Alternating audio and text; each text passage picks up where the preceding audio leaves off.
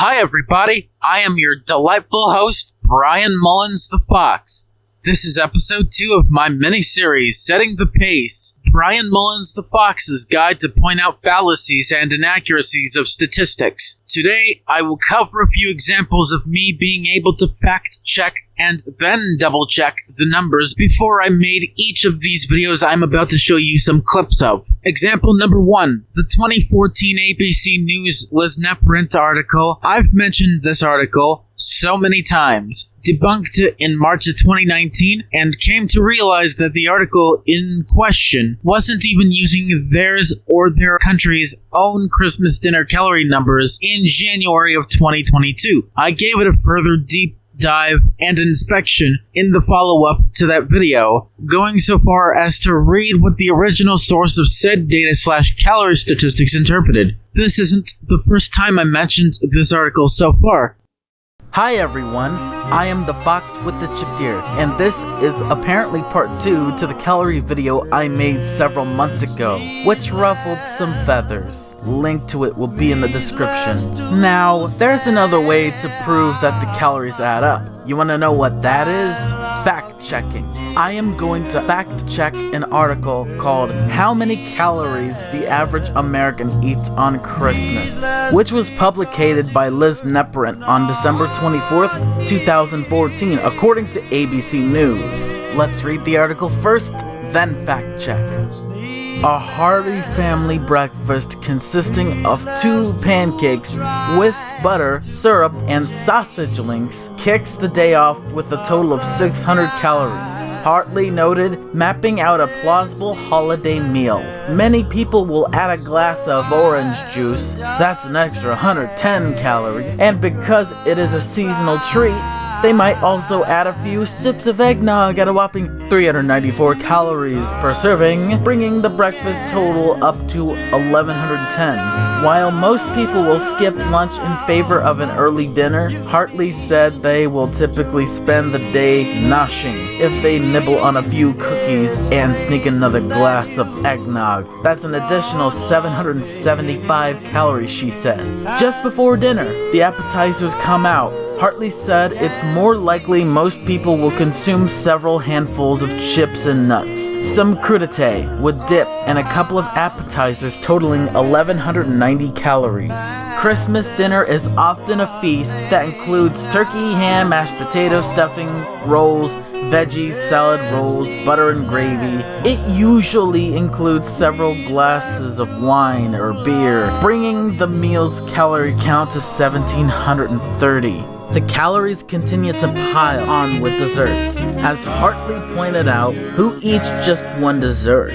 Assuming 2 servings of sweets plus another small glass of eggnog, that's an additional 1,158 calories. Those feeling a bit peckish later that night might put together a sandwich with some trimmings from the leftovers to end the day with an additional 600 calories. Based on the scenario, the day totals up to 6,560 calories, according to Hartley, who used the U.S. Department of Agriculture nutritional database to estimate calorie counts.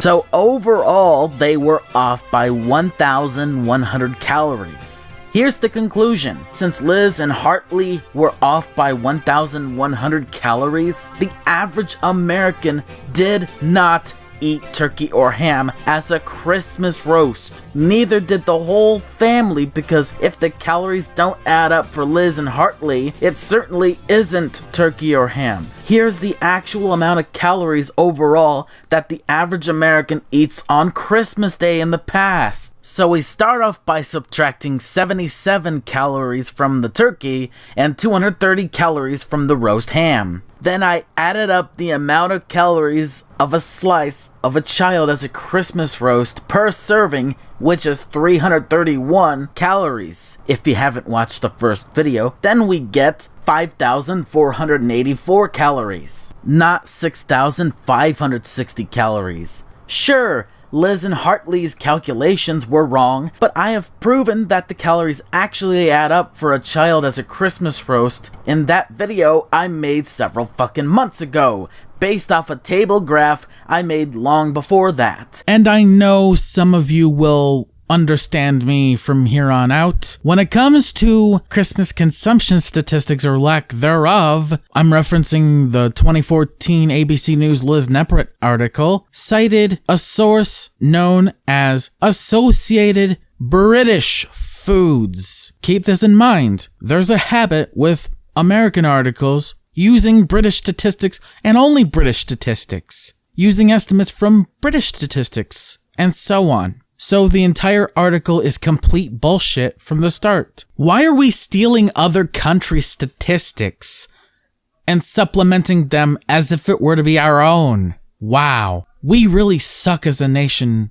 when it comes to Christmas dinner statistics. And I hope to God Canada is not doing the same shit too, right? If estimates or predicting all these estimates are to be a reliable source for finding data that's actually cold hard data, then it should materialize. I should see Christmas dinner statistics for Canada from 1998 to 2021 in both the roast game era and the post-roast game era. But if I still don't see any, this is one of the reasons why. The main centerpiece of Christmas dinner can never be accounted for due to some weird reason, likely because people are lying about what they ate during the roast game era. And even if they stopped eating their own children in 2016, 17, 18, 19, 20, and 21, they're still lying about what they ate, or at least how much. First is a Today article published on December 16th, 2015 by A. Pawlowski, which uses a British data graphic that once you clicked on the referenced link or referenced text, where it says data compiled by treated.com, you're only led to the home page. Likely because it's retracted because it's hilariously inaccurate. It's funny how inaccurate this data graphic really is. Funnier still is that the difference between the US's supposed calorie count and the UK's calorie count is by merely 2 calories. When it comes to the ABC News Liz Nepret article and the AB Sugar survey article, which was published 5 days before the Liz Nepret article. But the American article, instead of saying the average person eats near 6,000 or more than 6,000 calories on Christmas Day, they said more than 7,000. Either they got this wrong, or they made up the numbers so that no one would ever notice that they just stole a survey/study or statistic from the UK that is meant to only apply to the UK and not the US, and we substituted that statistic alone as if it were to be our own. Number 2, checking if the numbers add up when it came to the roast game's original concept. In the last commentary/rant video using my now-to-be-dead persona, I did just that. Here's the clip. Hello everybody, I'm Brian Mullins the Fox, and I want to get something clear to you guys. Before the roast game was proven as it is, there was a different version of the concept. The roast game was originally a psychological test, which the rules are, only eat the meat without any sides. If it doesn't fill up an average family of 12, then that is not what they eat as a Christmas roast back then, until 2016. This is also another way to prove the roast game right. Here we have the bar graph. In the first section, we have the meat: ham, chicken, beef, turkey. The serving for a family of 12. We'll get to that in a little bit. The next section, does one fill them up? We'll get to that in a little bit too. And the final section, how many whole roasts of that meat takes to fill up a whole family of 12? We'll get to that pretty soon. Okay, here it is. Now let's first start out with ham. The serving for a family of 12 without sides is 4 to 5 slices per person. Does one whole ham fill a whole family up? Nope. How many whole hams does it take to fill up a whole family of 12? 6. Next, we'll go on to chicken. The serving for a family of 12 is 5 to 6 slices per person. Does one whole chicken fill them up? Nope. How many whole chickens does it take to fill up a family of 12? 8. Now we're going on to beef. The serving for a family of 12 is 4 to 5 slices a person. Does one fill them up? No. How many whole meatloaves does it take to fill up a whole family of 12? 6. Now, finally, we move on to turkey. The serving for a family of 12, 3 to 4 slices per person. Does one whole turkey fill up an entire family of 12? Nope, not without sides. How many turkeys does it take to fill up a family of 12? 5. There you have it.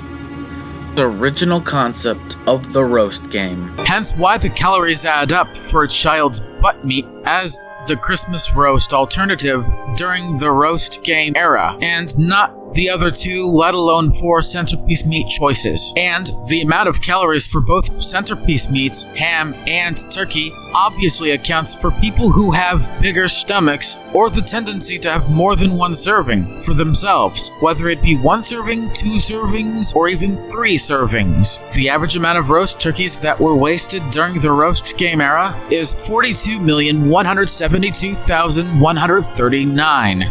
The average amount of roast hams that were wasted during the roast game era is 39,597,757. To get the math straightened out, the amount of wasted turkeys and hams on average during the roast game era will have the same methodology. For the mathematics, the average amount of roast turkeys that were wasted during the roast game era will have to be divided by the amount of calories for 5 turkeys, or 35,985 calories, then divided by 19, as in roughly 19 years of the roast game era itself, then divide by 12, or a family of 12, or a family gathering of 12, of course. I did that for roast turkey. The answer is obviously 5 turkeys were either wasted on average by the average American or the average American family. It could be either one. It can't be both at the same time.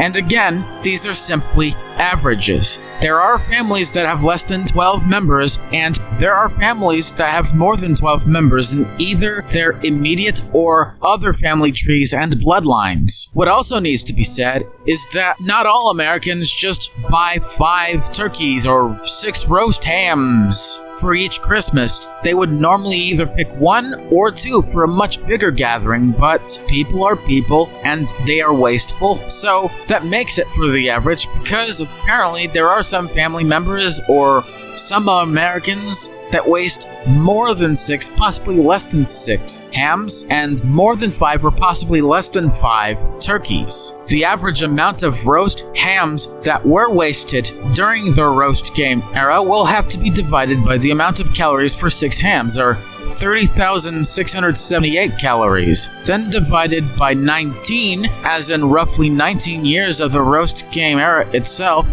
then divided by 12.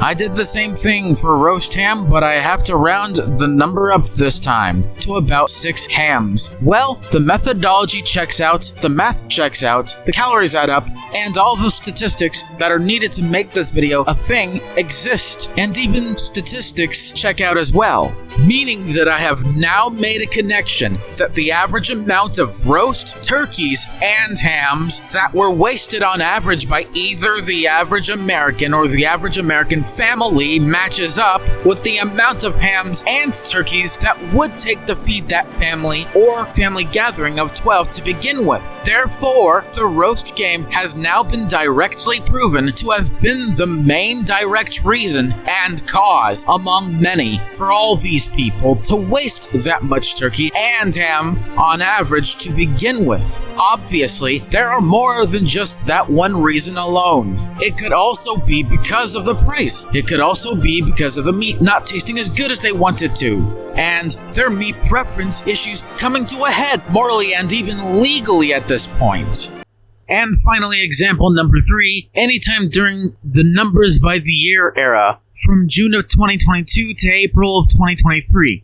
This time I won't show you clips here.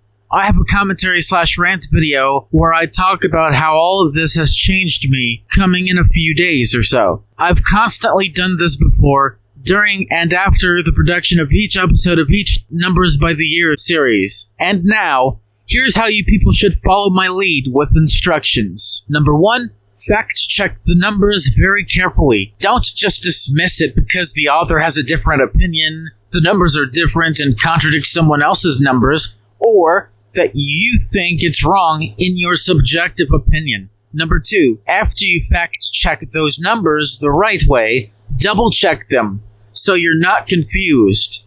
Number 3, come to an unbiased, objective, and empirically factual conclusion yourself. And finally, number 4, you've done your job as a freelance researcher or some average Joe or Jill on the internet. Thank you all for watching. Tune in next time where I talk about stats from articles hidden underneath the paywall. I'm Brian Mullins the Fox, signing out. See you then.